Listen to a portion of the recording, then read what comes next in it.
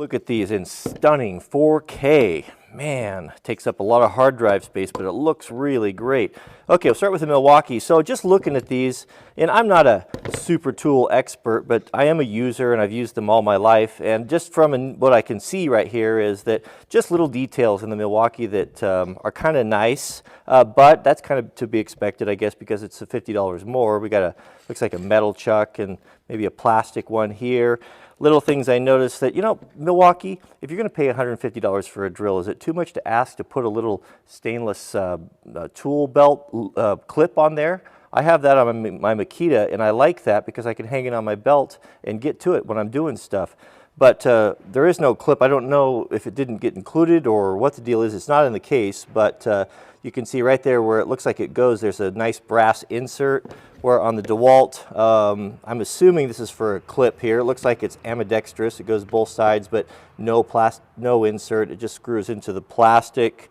One thing I really like about the Milwaukee is it's more compact. Look at that. It's a lot. I mean, there's must be a little over an inch and a quarter maybe, shorter. That's really nice for tight confined areas. Both of them feel really good. Ergonomically, the forward reverse is easier. I don't know. I mean, we're really splitting hairs right there. They're not that bad. Both of them have clutch chucks. We're going to go up to 16.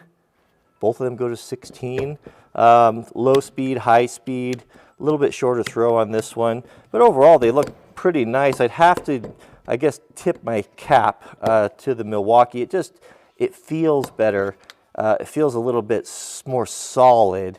I like it better. Like if I just to grab them, you know, which one like gives me the warm and fuzzy. I do prefer the Milwaukee, but I don't dislike the DeWalt. They both seem to be pretty good. Now here are the chargers. Both the cords are exactly the same length. The DeWalt charger is quite a bit smaller. The Milwaukee charger looks like it's got an extra port there for, I think these are like maybe for some of the little smaller drivers. You could use it for 2 different types of batteries, which is nice. And also it turns green when it's charged. I like that better with the red. The DeWalt, I think it flashes when it's charging and it's a solid red. Not a big deal, but pretty standard there. Nothing too exciting about that. I do like, if I can have a smaller charger, I'd certainly prefer that. Of course, on the back, they're set up so you can mount them to a wall on that one there. Both of them are the same way, but nothing new to report there. Regarding the batteries, now the Milwaukee's going to have an 18-volt battery with 1.5 amp hours, it says, and the DeWalt is exactly the same, but we have 20 volts. 20 volts also with a 1.5 amp hour battery, so I think that this is going to be a pretty comparable test power-wise. So if you remember the torture test on the cheaper Amazon drills, I had a hard time holding them. They had so much torque in them. Now these are way, way more powerful, and I don't think that I have the strength to hold them. So this may or may not work. I've screwed 2 2x4s down to the workbench to help keep them from spinning on me and put less strain on my arms. So let's snap the batteries in here. One thing I noticed when I was playing with these is just the sound of it. You know, you can just, using all your senses, you can just hear the difference sometimes in these drills. Listen to the Milwaukee. Let's tighten that up so we get the rattle. Nice. It just has, Milwaukee has a more of a precise sound. The gears sound better. It doesn't have quite such a clunk when it comes to the stop. All right, so here's what we're going to do. I've got a broken 3/32 snap-on punch that's got 5-sided right there, and that's what we're going to use to connect the 2 drills because it won't slip on us in the chuck. So I'll chuck this up here. This is a tough old piece of steel here. That's not likely these drills are going to be able to break that. So we'll, oh goodness, those are powerful, powerful drills. Let's get this on here. Tighten these guys up, tight as I can get them. Now they should fit. The Milwaukee's, there we go, should fit nice and tight in there. So last time on the cheap drills, so much smoke came out of them that they almost poisoned me. So I'm gonna put a a respirator on this time because I don't want to breathe that toxic Chinese smoke. And I'm also going to put some safety glasses on because I don't know what to expect with this. I see no downside to the safety glasses. All right, let's see what happens. All right, here we go. Whoops. Sorry guys, got to take it off the clutch. We'll go full drill mode. Okay, here we go. 3, 2, 1, go. Okay, they got a cutoff switch. I'll just keep bypassing it here.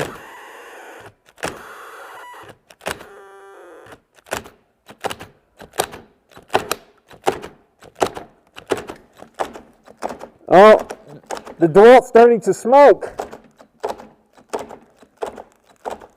Starting to make a bunch of racket. It's smoking. It's making noise.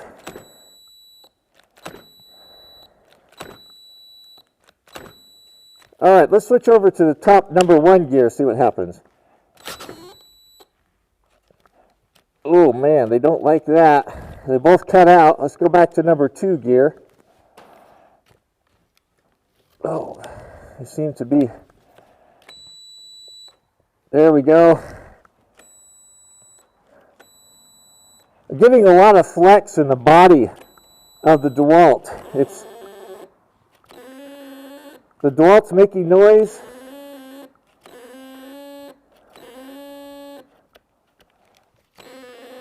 The Milwaukee's just holding tough. It's just not doing anything. Okay. Now let's go the other way. Oh no, something broke. So when I reversed the chucks and this, I tipped this upside down, this fell out. So the Torx bolt that holds the chuck on when I reversed direction actually sheared off. And this here, I can show you up close here. This is the, oh, right there, look at that. Look at that. That broke off right there when we went into reverse. Here you can see what happened. There's the bolt. This is what holds the chuck on. That just sheared right off of there. So this doesn't end our test. What happened is we can just go back, reverse the other direction, and it will still function. But man, oh man, that's a lot of torque on that. And we're back at it. Oh goodness, that's a lot of torque. Lots of flex, as I said, in the handle of that. Actually, both of them. Oh,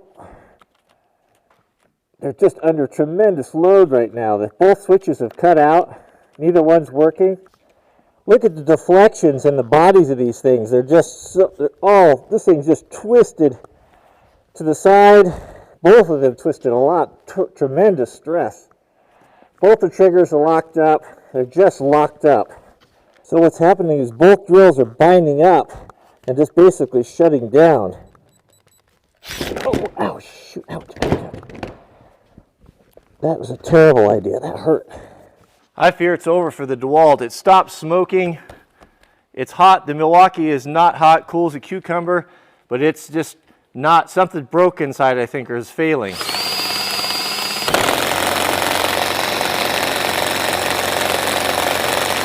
Oh, change directions, see what happens. We'll go to high speed. The clutch, or the chuck came loose. This is not going well here.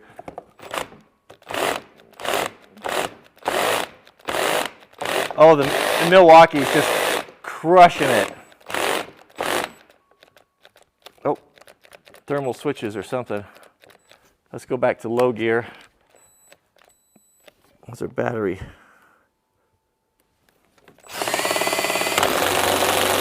Oh man, the DeWalt is just not liking this at all. Something's failing. We'll change directions again. Clutch keeps coming loose. I got to keep manually putting it back on. Oh, that's doing damage. That's doing. Oh, what's going on here? What's going on? Oh, I think that's it. There's not even any smoke left coming out of it.